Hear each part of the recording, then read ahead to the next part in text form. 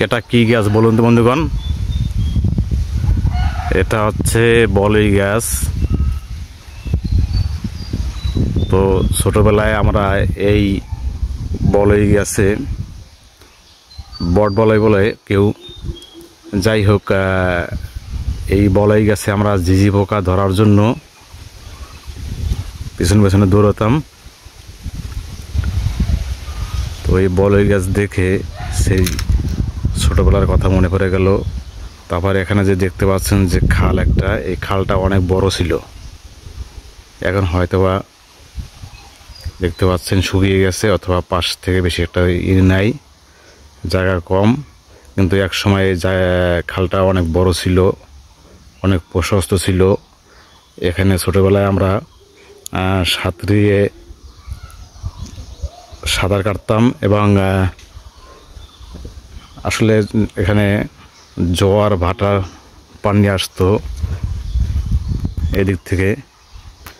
কিন্তু সময়ের বিবর্তনে, কালের বিবর্তনে সব কিছু পরিবর্তন হয়ে গেছে।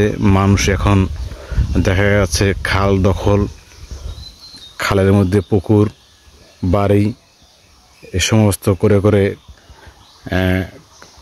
মূল যে খালের যে একটা গতি, সেটা প্রতিবন্ধকতা তৈরি করার জন্য আজকে খালের এই অবস্থা,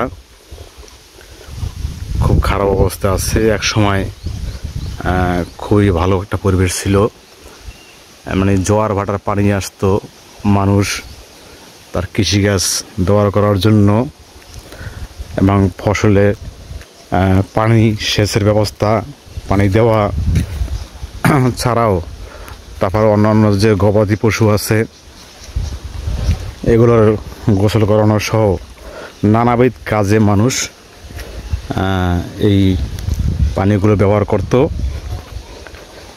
এবং আশপাশে যে সমস্ত বাড়িঘর দেখতে পাচ্ছেন, এরা সাধারণত এই সমস্ত পানি ব্যবহার করত,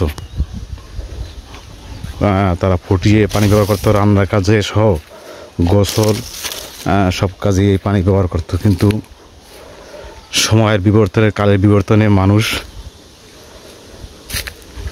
আসলে মানুষের চাহিদা এতটা বেশি যে বলে শেষ করা যাবে না।